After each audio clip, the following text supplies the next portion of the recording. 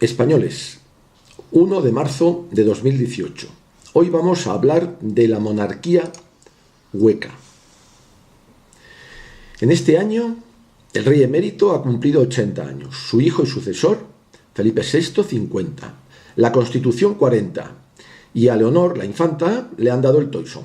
Pues bien, todo ello y lo que ocurre en España obliga a dar un repaso a la situación de la monarquía. Juan Carlos I fue traído por el caudillo una vez que comprobó la insensatez, la irresponsabilidad, la falta de luces y la ambición de don Juan, quien nunca entendió ni asumió la reciente y trágica historia de España. Puso el generalísimo en el hoy emérito todas sus esperanzas de que la España que dejara quedara en manos de alguien que al menos hubiera aprendido de la historia, para no repetir, como suele suceder, lo peor de ella. Franco no tenía por qué instaurar la monarquía, porque Alfonso XIII había abandonado el trono, y el alzamiento cívico-militar del 18 de julio del 36 no se hizo por la monarquía, ni contra la República, sino contra los desmanes del Frente Popular Marxista y Revolucionario, del PSOE, el de hoy mismo, del PC, Izquierda Unida y Podemos, y de los separatistas catalanes y vascongados, y de los anarquistas, hoy apenas existen. Pero monárquico él, sabedor de que su figura era irrepetible y consciente de que la estructura del Estado, que con tanto mimo había construido y que tan buenos resultados daba, debía tener a su frente un jefe del Estado que asumiera decisivas funciones y responsabilidades, consideró como única opción factible y realista la de instaurar la monarquía. Bien que haciendo lo posible por sanearla, desplazando a don Juan y confiando en Juanito, es decir, en la nueva generación, al cual dedicó cuantos esfuerzos, gastos, cariño, consejos pudo para prepararlo.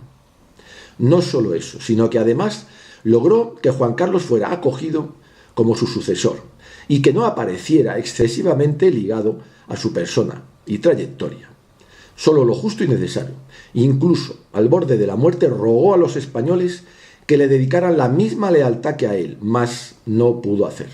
Su error, a la vista de lo sucedido, fue olvidar la sangre que corría por sus venas, no acordarse de la historia de los Borbones plagada de debilidades, corruptelas, impotencias y otras zarandajas. Pensar que el príncipe había aprendido y creer que era distinto a su padre sin darse cuenta de que era aún peor. Juan Carlos, ya en los últimos años de Franco, comenzó a fraguar el régimen del 78 que hoy sufrimos con los desastres resultados que vemos. Para ello, supo buscar la ayuda precisa dentro del propio régimen, o sea, CDAP, ahora Pepe, en la Iglesia post-Vaticano II, en la anti-España, comunistas en el exilio y dentro del territorio, y socialistas casi inexistentes, pero a los que se potenció hasta hacerles existir. En las Fuerzas Armadas, que también en su mayoría ya traicionaban todo lo que habían jurado, y en el extranjero, echándose en manos de las potencias que de siempre nos odian y nos quieren débiles, y de la masonería internacional, aunque no se lo crean, a verla hayla, ávida de tomarse la revancha de su histórica derrota durante 4 décadas a manos de Franco. Muerto el caudillo, estaba todo preparado para poner en marcha, ojo, desde Zarzuela, una revolución consistente en destruir todo lo anterior en todos los órdenes: espiritual, moral, administrativo, social, cultural, económico, lingüístico, patriótico y todo lo que se quiera, hasta dejar a España que no la reconociera ni la madre que la parió, como hoy vemos. El único problema era desarraigar de la conciencia y del alma de los españoles al régimen y a la figura de Franco. Pero eso, confiando en el cambio generacional con el tiempo, ofreciendo la vida muelle y laxa, el huracán de propaganda democrática, entre comillas, propia y extranjera, y los discursos engañosos, desde todas las instancias, la Iglesia incluida, ¿de qué se queja ahora? Fue cuestión de unos pocos años. Fue cuestión de esa transición que en realidad fue una traición colectiva. Lo que Juan Carlos, ya primero, quiso con ello fue, no lo duden, no beneficiar a España, no, sino solo mantener la silla, o sea, el trono. Sabía que si seguía el camino que había jurado, o sea, perjurado, iba a tener que luchar, que asumir responsabilidades, a tener quebraderos de cabeza, y hasta ahí podríamos llegar. Entregando España a la anti-España y a los traidores de la legalidad y legitimidad anterior, así como a lo que las potencias extranjeras querían, sabía que se podría sentar cómodamente en el trono, máxime ofreciéndoles ese reinar pero no gobernar, que me lo expliquen, que les dejaba a todos con las manos libres para hacer y deshacer, más bien esto último, y que además iban a contar con su silencio y su amparo. El engañoso y falso golpe del 23F, aquel a mí que me lo den hecho, le valió la consolidación en forma de pacto. A partir de ese instante, todos los partidos pactaron la omertá en torno a sus actividades y se volvió y se supo intocable. Durante 40 años Juan Carlos I se ha dedicado a saludar con una mano y a poner la otra por medio mundo.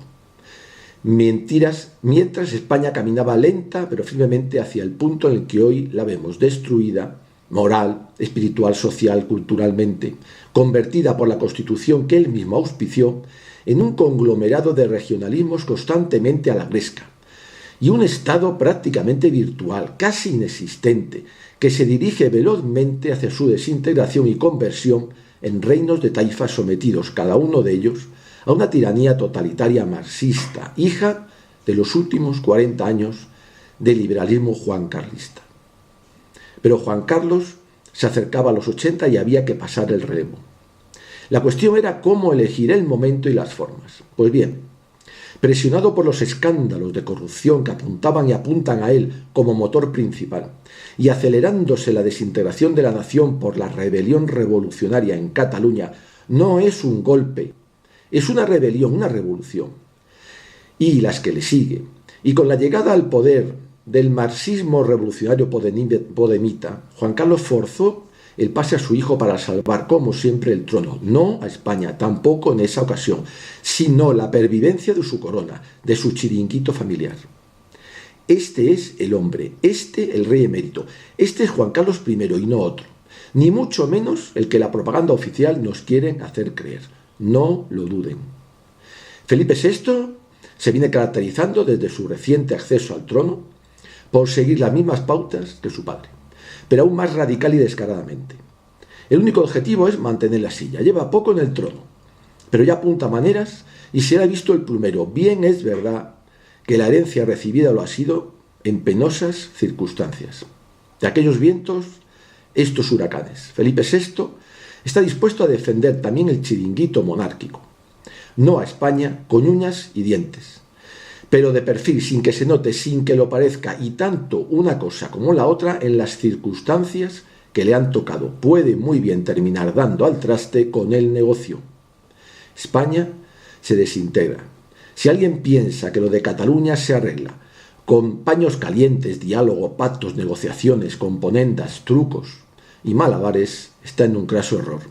Si creen que poniendo algún parche a la funesta Constitución actual, también.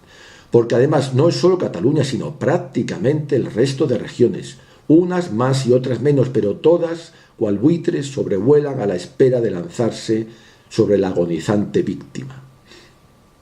Felipe VI se ha sentado en el trono prácticamente con nocturnidad y de tapadillo, pero no está consolidado en él, y él lo sabe. Hay muchas fuerzas que trabajan decididamente por largarlo, y muy pocas, poquísimas, que están dispuestas de verdad a dar la cara por él. Los errores que ha cometido hasta el momento son, a nuestro juicio, los siguientes. La boda con doña Leticia, ¿qué le vamos a hacer? Sus antecedentes familiares, personales, ideológicos, su carácter, su forma de ser, de comportarse, de no trabajar, su obsesión maníaco-compulsiva por el retoque estético, hacen que genere rechazo, y ese rechazo es muy peligroso para Felipe VI. Los consejeros de que se ha rodeado son algo más que mediocres, y por ello peligrosos también para él. Su formación, la que le han dado sus padres, tampoco es la idónea, ojo, para esta situación en la que se encuentra.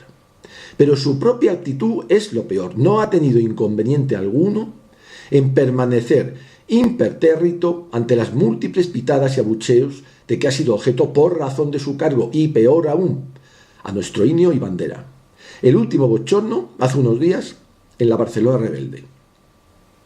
No cabe en cabeza humana que un rey, que un jefe de Estado, que se precie, admite impasible la demanda, tamaños escándalos, vergüenzas, oprobios. Un rey, un jefe de Estado, y jefe supremo de las Fuerzas Armadas, que es capaz de permanecer inerte ante el escupitajo a la patria, a la nación y sus símbolos sagrados, sea cual sea el régimen establecido o el continente donde se ubique esa nación, está cometiendo el peor de los errores, el de no hacerse respetar ni a él ni a su cargo, el de transmitir un mensaje de debilidad, de que si lo permite, entonces ¿para qué sirve y para qué está ahí? Nadie respeta a quien no se hace respetar. Es ley de la naturaleza, también de la humana. Nadie quiere ver cómo a su jefe lo vapulean y ni se defiende ni nos defiende. Ha perdido, y mucho nos tememos que seguirá perdiendo, muchas oportunidades de hacerlo. Lo contrario, quien le aconseja tal postura o es tonto o le está traicionando. En ninguna situación, pero menos aún en la actual, puede permitir esas broncas, desplantes, feos, etc. Y qué inmenso beneficio de actuar justo al contrario. Y que no nos venga con que tiene limitada cualquier posibilidad de actuar de otra forma, porque vamos a demostrar que no es verdad, que cuando ha querido lo ha hecho. En otoño pasado, ante la crisis catalana, cuando era un clamor que ni el gobierno ni nadie hacía nada, salió a la palestra televisiva el 3 de octubre en contra de la opinión de Rajoy. Luego, cuando quiere, puede. Pero salió, no como dicen y hacen creer, sino porque sintió por primera vez en su cogote el aliento del viento de la ira popular ante su vaciedad, continuadora de la de su padre. Y además, con un discurso que no llegó, por mucho que también digan, ni a la altura del mínimo exigible. Luego, en su discurso de Navidad se arrugó y decepcionó. Estuvimos en todas las manifestaciones de Madrid y Barcelona. Pues bien, en ninguna nunca se gritó «Viva el Rey». Miento. Solo en Colón lo gritó una persona en una manifestación una sola vez y nadie contestó. La gente salió a la calle en masa por España, pero no por el rey. Cuidado. ¿Cuántos puntos, cuántos méritos, cuántos adeptos habría ganado si hubiera actuado siempre al contrario de como lo ha hecho? A la primera pitada o abucheo en el fútbol o donde sea, lo que además nunca le ha cogido por sorpresa, debería haber abandonado el palco o la tribuna y con él todo su séquito. Y a él le seguirían muchos. Luego nota de prensa o declaración institucional en la televisión. Le gustara o no al gobierno y si no le gustaba mejor. Explicando que a él como persona, si alguien le pita, pues que le da igual, pero que a él, que representa a España y a todos los españoles, a los que pitan también, por dignidad patriótica, por la de su cargo y por la de todos los españoles y seriedad, no puede ni va a consentir ese tipo de comportamientos incivilizados y ofensivos para España y los españoles, para todos. Y yo ya ni diría, y si alguien no está de acuerdo con la monarquía, que se convoque ya un referéndum, hombre, y que el pueblo decida libremente y para siempre, pero que nadie se arrogue el derecho a insultar a España ni a los españoles tomando como excusa la monarquía. ¿Cuánto hubiera ganado, cuánto se hubiera consolidado per se, cuántos españoles hubieran entonces salido a la calle por España y por el rey? ¿Cuánto aviso a todos, partidos separatistas, rojos, azules, revolucionarios, personas de orden, sin olvidar a la comunidad internacional, que alucina en colores de ver lo que ha visto? Poco después de cumplir 50 años, el rey entregó a su hija mayor el toisón, con unas palabras muy significativas. Reléanlas, por favor. Pues bien, de ellas vamos a decir, ni una palabra sobre Dios, qué pena. Cuando dijo valores e ideales más profundos, no aclaró cuáles eran para él. En vez de España dijo país. ¡Qué barbaridad! Lo de respetar las ideas, creencias, cultura, etcétera, de los demás, pues es normal, aunque no habría que decirlo, después de siglos de historia a nuestras espaldas.